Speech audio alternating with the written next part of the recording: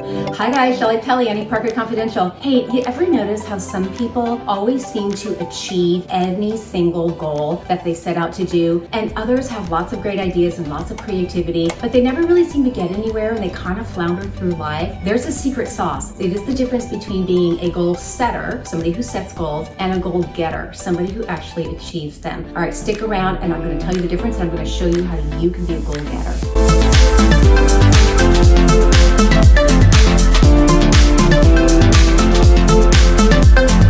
Okay guys, good news or bad news, depending on which end of the spectrum you fall on. Being smart, talented, beautiful isn't an indication of whether or not you will be successful. How many people do you know who seem to have it totally dialed in, who seem to have won the lottery in like the intellect and the talent and the beauty or whatever it is, yet they really just don't seem to get anywhere? Where somebody else that maybe doesn't seem as impressive on the surface always seem to consistently hit their goals, big or small, and they kind of keep climbing and climbing and climbing and climbing. Okay, there is a difference. And the good news is that it can be a learned behavior. All you have to do is implement it. Like everybody else, I have my strengths and I have my weaknesses for sure. But in recognition, one of my key strengths has always been I have been excellent at setting goals and excellent at actually achieving them. And it's not because I'm any smarter or brighter than anybody else. It's because I implement. I plan the work and I work the plan. Here's how to get from being a goal setter to a goal getter. Number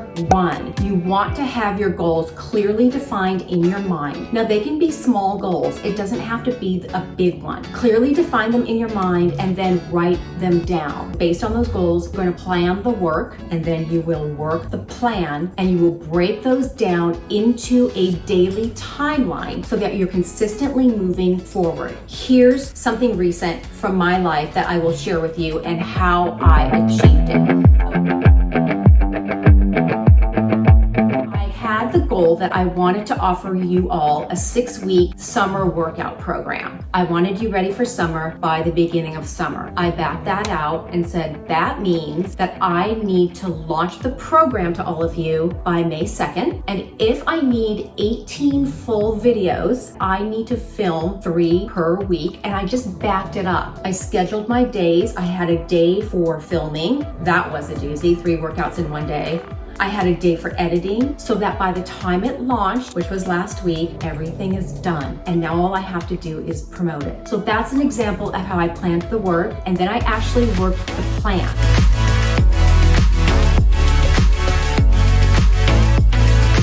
Enough, but how do you keep yourself organized? Okay, so here's what I do, and everybody has their own way of keeping themselves organized and on track. I always wake up in the morning with a full action item list of things that I need to accomplish for the day that will get me toward my goal. I also include personal items. I will include I'm having lunch. I am definitely working out. I need to take the poor dogs for a walk because they need to go for a walk. Now, the reason that I schedule that in is because, look, I'm not going the whole day without eating lunch. I am going to get my workout in because that's part of what I do, right? If I instead fill those time slots with work, what will happen is I'm going to work out anyway, and then I need to push the work items to the next day, and I don't feel accomplished, and then they start to build. So be reasonable. Schedule your personal items in there. Also schedule your work.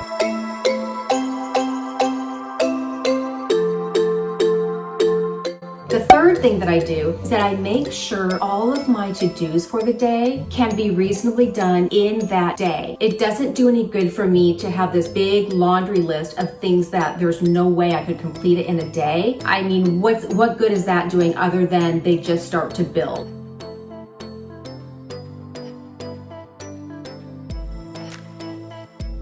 And finally, once I've achieved a goal, and usually a little bit before, I'm constantly thinking of the next move, the next move, the next move, and then I start all over again. Oh, and side note, here's another really important thing that I've figured out. I really make it a point to determine where is my time best spent. For example, is my time better spent cleaning the house, or is my time better spent hiring a cleaning lady and then directing that time into things that will move my business forward? So yes, I mean, I get it. Not everybody is in a position to do that, but I'm just using that as an example. I understand that I can't do everything. I cannot be everywhere. there. And so I make smart decisions on where is my time best spent? Are my talents best spent moving my business forward and outsourcing or using resources to do things that need to be done, but that I don't necessarily need to be doing? Be smart about how you're delegating your time. Look, we don't have to be Wonder Woman. I am so freaking over that. I have no problem outsourcing and delegating and then allocating my time toward things that are going to push my business forward and push what I want to do over the finish line. Okay, that was short and sweet. I hope you found some value in it. And listen, we all learn from each other. If you have things that you do to push yourself over the finish line and goal achieve, can you do us all a favor and share them below in the comments? I love